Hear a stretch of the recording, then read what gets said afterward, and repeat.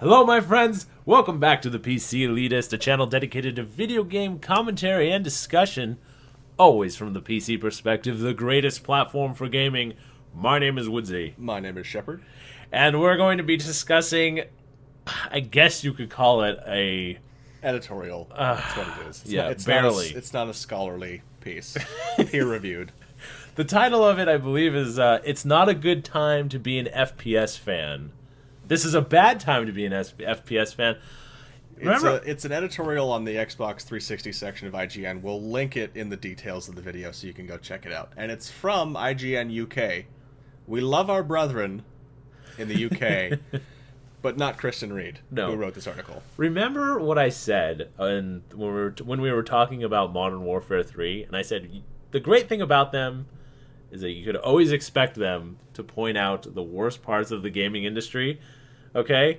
They're always in like a nose-to-nose race with IGN. In terms of accomplishing that feat? Yes, they're both want to get the crown. They're both tripping over each other down the finish. Almost there. Yes.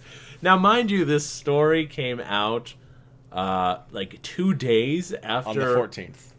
So 3 days after 11/11/11. Right. When Modern Warfare 3 came out, and they gave it a glowing review.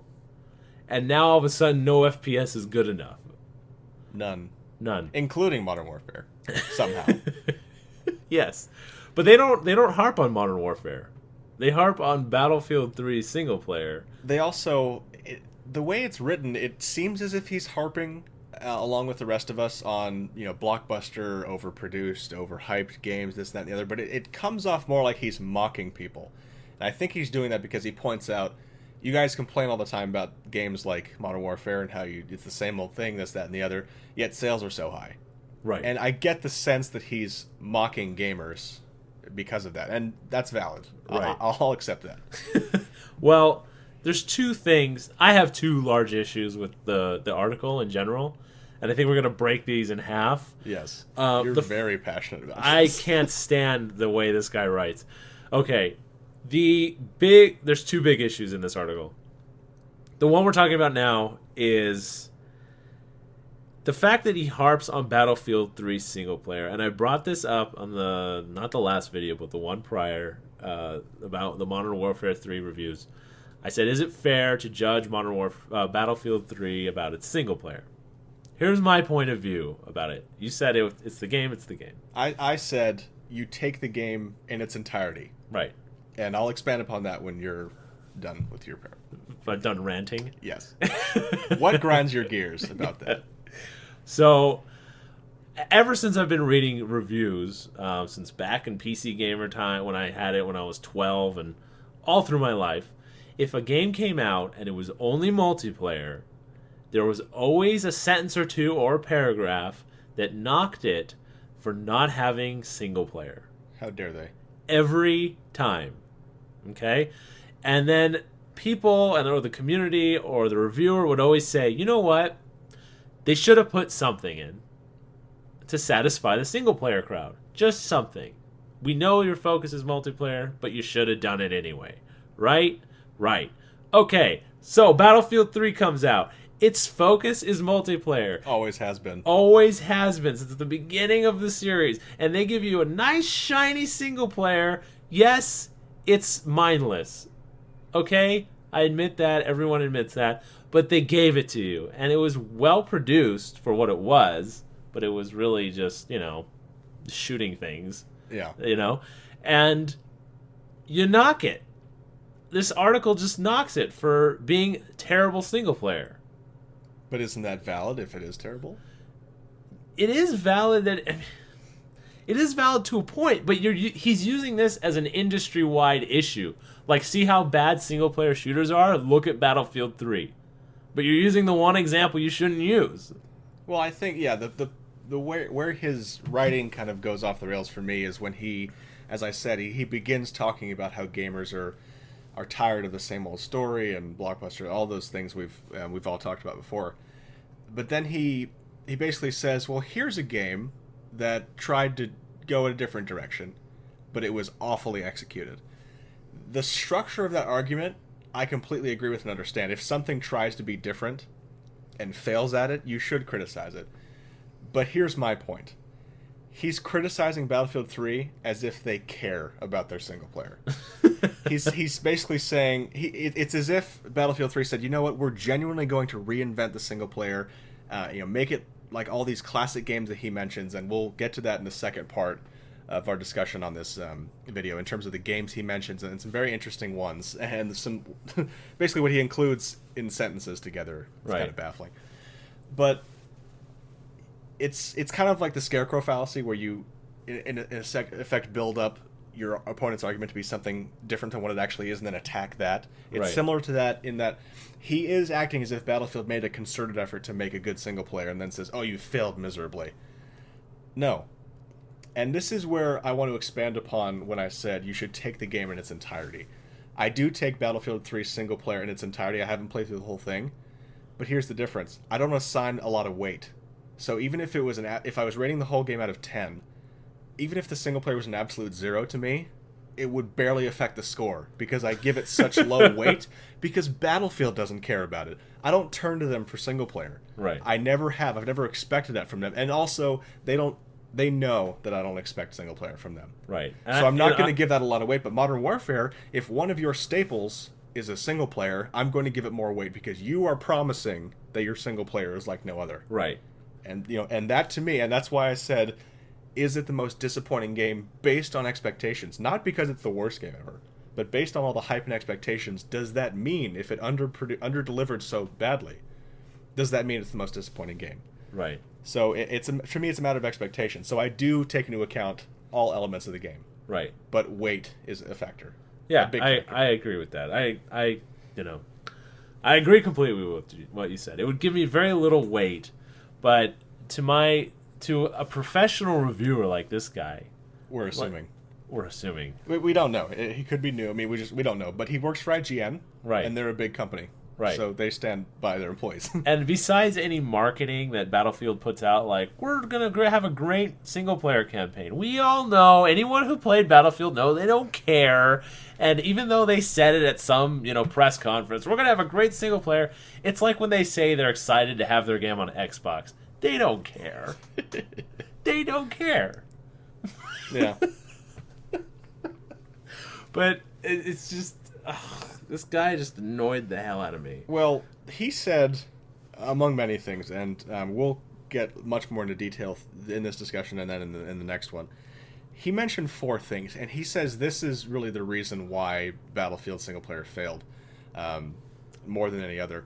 It's that it did 4 awful sins of gaming, of single player gaming, and he names them as rechargeable HP, regenerative health, constant checkpointing, predictable AI, and linear level design.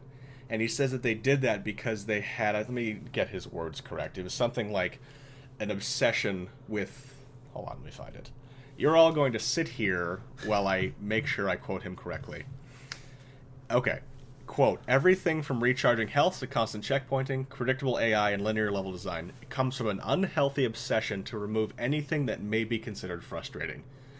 So taking the inverse of all 4 of those things, what he's saying is, here are the frustrating parts of gaming. Health that doesn't recharge. Very infrequent checkpoints. Unpredictable AI. And open world level design. Right. He's saying that those things are frustrating, and that Battlefield was obsessed with not being frustrating. Let me tell you something. Those 4 things he mentioned are things most gamers, particularly PC gamers, hate. And especially what they hate about a lot of console games. The 4 things I mentioned: real health system, we love it. Infrequent saving, also love it, makes it more difficult. Unpredictable AI, what's more immersive than not knowing where the guard's going to step? Right. Who you're trying to sneak up on. And open world, non-linear level design. Right. If you took those 4 points... And those are 4 things we absolutely love. If you put that on a box, people would just buy it. And every PC gamer would buy it. If the box was empty, I'd buy it just because you put on the packaging. And those of you who have listened to our discussions, you know me, Shepard. I'm very grounded. I don't take many leaps. I don't spout conspiracy theories. I don't have grandiose ideas. I'm a simpleton. Here's what I'm wondering, though. Based on basically what I just said, those 4 things, and if what he's saying is true, Do you think Battlefield looked at single player basically as a giant middle finger to reviewers just like this? Where he said, you always bitch about no single player? Here it is. Go fuck yourself. It has none of the things that PC gamers love, and it has everything that stupid gamers love. And I'm not saying stupid gamers can't also be PC gamers. And we had an argument on our console as a Camry video with some guy, and I invite you to go look at it. We joke around here. We may say console gamers are dumb. If you don't have a sense of humor, you're not for us, and we're not for you. So let's just get that out of the way. But I really do wonder if Battlefield, and you know, you could say, why would a company spend millions of dollars to send a message like this, or to, you know, to do something petty, what have you.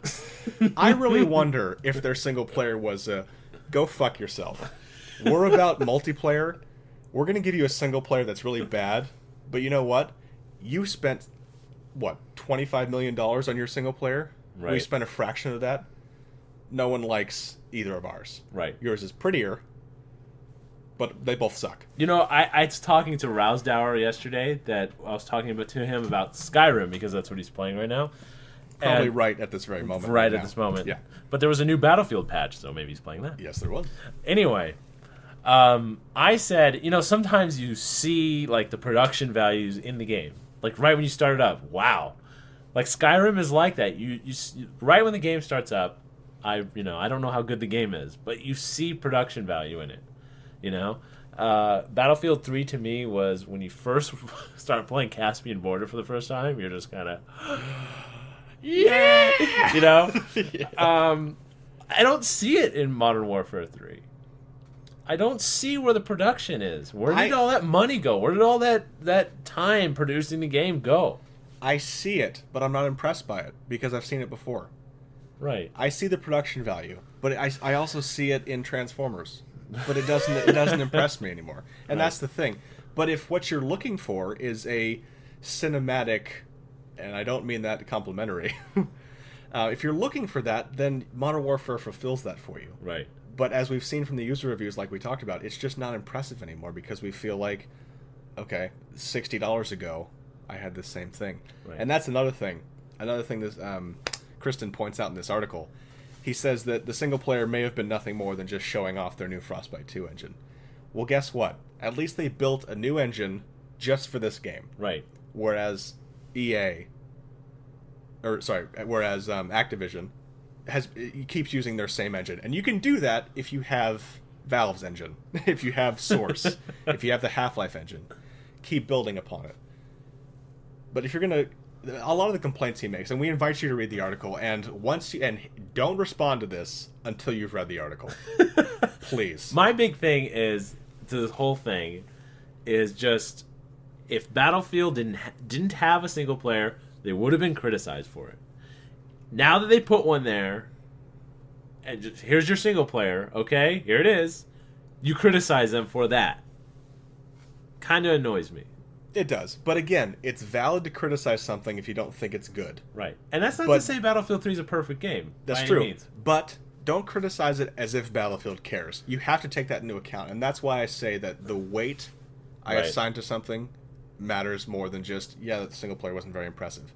I don't expect it to be. Right. Very good. Alrighty. And we will continue part 2 of this in our next discussion because... Woodsy ain't finished. No, I'm not. And my name is Woodsy. And I am Shepard. And this is the PC Elitist signing out.